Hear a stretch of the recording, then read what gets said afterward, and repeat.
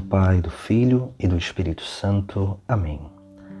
Proclamação do Evangelho de Jesus Cristo segundo Lucas. Naqueles dias, Maria partiu para a região montanhosa, dirigindo-se apressadamente a uma cidade da Judéia. Entrou na casa de Zacarias e cumprimentou Isabel. Quando Isabel ouviu a saudação de Maria, a criança pulou no seu ventre. Isabel ficou cheia do Espírito Santo. Com um grande grito, exclamou: Bendita és tu entre as mulheres, e bendito é o fruto do teu ventre. Como posso merecer que a mãe do meu Senhor me venha visitar? Logo que a tua saudação chegou aos meus ouvidos, a criança pulou de alegria no meu ventre.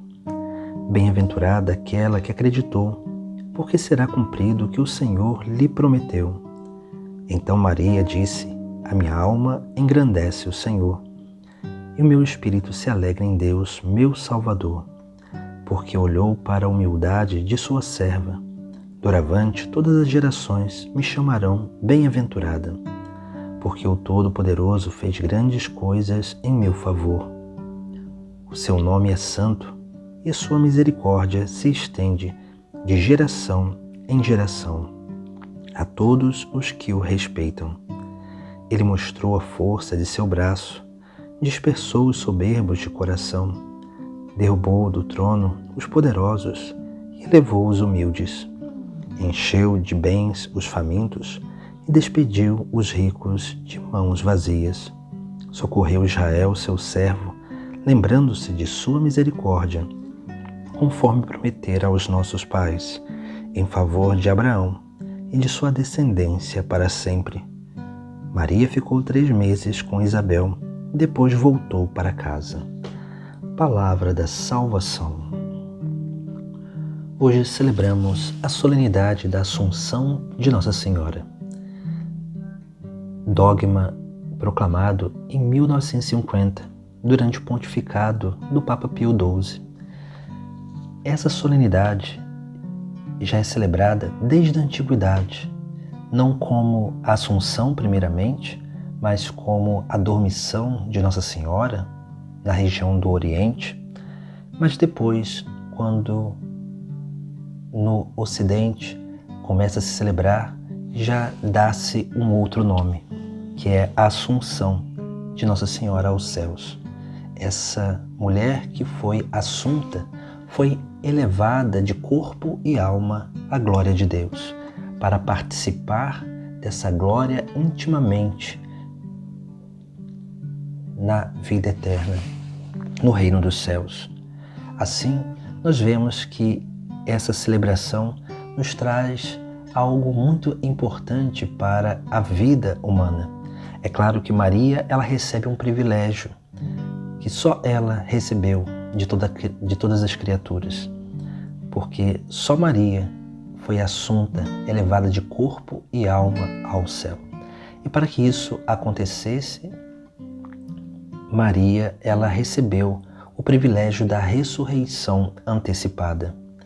Assim, quando nós celebramos esse mistério da vida da Virgem Maria, que também é um mistério cristológico, nós temos 3 viés de interpretação ou de meditação para essa graça, 3 realidades que também acontecem na nossa vida, em partes, não como aconteceu na vida da Virgem Maria, mas em partes nessa terra para uma plenitude futura no céu.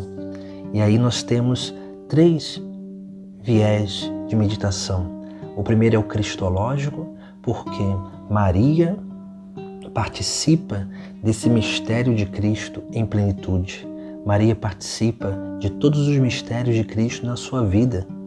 E por isso que, sendo preservada do pecado original, ela recebe do próprio Cristo, como obra de salvação e como promessa plena de plenitude eterna, recebe também essa antecipação da ressurreição. Porque aquela que não tinha pecado não precisava de nada para ser purificado. E por isso, aquela que foi preparada, escolhida e foi preservada do pecado original, também foi assumida pelo próprio Deus no céu e elevada à glória do céu, de corpo e alma, para que assim pudesse experimentar esse grande amor de salvação, essa alegria plena, não só na sua alma, mas também já no seu corpo glorioso. O segundo viés de meditação dessa solenidade tem a ver com a antropologia, que é sim o fim último de todo ser humano, é a glória eterna, o reino dos céus. E Maria faz esse caminho rumo ao reino dos céus. Mas para que isso aconteça, realmente Maria teve que, nessa terra, com liberdade, assumir e aceitar a obra de Deus na sua vida, para que assim se realizasse essa grande plenitude antropológica, essa conservação da imagem e semelhança. Como Maria não tinha pecado, Maria, pela sua liberdade, ela teve sim essa ação diante dessa obra de Deus, porque ela foi a primeira discípula. Ela, no caminho de Cristo, soube conservar aquilo que o próprio Deus preservou nela, essa imagem e semelhança. Por isso que dizemos que Maria é a cópia perfeita de Cristo, porque em Maria se expressa todas as virtudes de Cristo, mesmo ela não sendo deusa, mas ela é aquela que é uma expressão plena daquilo que Cristo nos chama a viver nessa terra, que é o amor. Essa é a perfeição da humanidade, da nova humanidade, daqueles que foram restaurados em Cristo. E por fim nós temos o sentido escatológico, que é sim esse fim último da vida humana, que é o reino dos céus, esse fim último pleno, que é a participação da glória eterna, que nós precisamos aprender também a crescer na nossa esperança, para que assim possamos permanecer fiéis, unidos ao próprio Cristo, que nos une ao Pai no Espírito Santo, para que, caminhando nessa terra, realizando essa obra cristológica e antropológica de adesão a Cristo e de restauração dessa imagem e semelhança da qual nós fomos criados, possamos, no momento da nossa passagem, alcançar esse bem eterno que é o reino dos céus, que é essa plenitude da graça que nós viveremos com Deus, Trindade, e também com a Virgem Maria, os santos e os anjos no céu. Por isso que a liturgia de hoje nos traz alguns elementos também bem interessantes nessas três realidades. Primeiramente, nós vemos o dado cristológico. E assim, na segunda leitura, São Paulo ele nos chama a atenção que Cristo ressuscitou dos mortos como primícias dos que morreram. Jesus é aquele que ressuscita dos mortos, o primeiro a ressuscitar. Maria foi a segunda a experimentar essa glória da ressurreição antecipada. Porque assim como Cristo venceu o grande inimigo, que será aquele que nós venceremos por último nessa caminhada, nessa terra, que é a morte, Maria também venceu a morte, recebendo a vida em plenitude. Depois, no sentido antropológico, contemplamos o livro do Apocalipse, onde lá vemos aquela visão que São João teve, a mulher revestida de sol, com a lua debaixo dos pés e na cabeça uma coroa de estrelas. Que significa essa mulher vestida de sol? Significa Maria, mas também a Igreja, porque esses que são fiéis estão revestidos do sol, do próprio Cristo, da graça. Essa é a restauração da imagem e semelhança. Estão sobre a lua, porque estar sobre a lua significa estar sobre o tempo.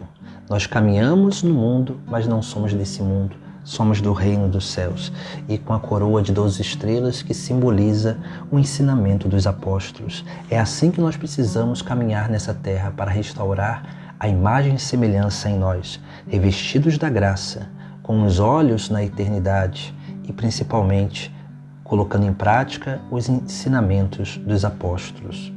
E por fim nós contemplamos essa realidade escatológica, onde o reino dos céus já é uma participação, a vida futura já é uma participação desse reino nessa terra. Quando Maria visita Isabel, Maria, ao saudar Isabel, Isabel fica cheia do Espírito Santo. Essa é a grande obra da graça, a obra do transbordamento de Deus na nossa vida. Por isso que no céu nós teremos esse transbordar pleno de Deus. Maria já realiza isso, porque Maria já vive o céu na terra, nesse mundo. E assim nós vemos como que Maria vai realizando, permitindo com que se realize essa grande obra de plenitude, essa obra do reino, já na sua vida, já nessa terra. E o seu Magnífica manifesta justamente isso, essa glória futura, a promessa de Deus que já se realiza no presente, no tempo. Essa deve ser a nossa fé, a nossa convicção, para que assim possamos realmente, na humildade, engrandecer sempre o Senhor. Engrandecer não significa tornar Deus maior, mas tornar Deus cada vez mais conhecido, amado e adorado. E assim todas as gerações chamarão bem-aventurada. Esse é o cântico que Maria canta, porque a obra que se realizou nela seria lembrada por todas as gerações, como nós ainda continuamos a lembrar. Não por ela, mas seria lembrada pela obra que Deus realizou na vida dela. Assim também acontece na nossa vida. Seremos lembrados por aquilo que Deus realizou em nós. Essa é a grande graça que vai nos conduzindo a esse grande mistério da elevação da nossa vida junto de Deus no céu.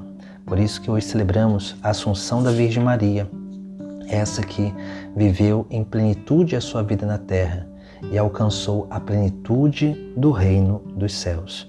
Esse caminho que Maria fez, que ela nos dá o exemplo para seguirmos o mesmo caminho, para que possamos também alcançar a alegria, a felicidade, a bem-aventurança que ela alcançou no céu, mas vivendo aquilo que Deus propôs nessa terra, para que assim possamos aderir a Cristo, restaurar a nossa imagem e semelhança da qual nós fomos criados, para que assim possamos experimentar a promessa de Cristo, que é o reino dos céus.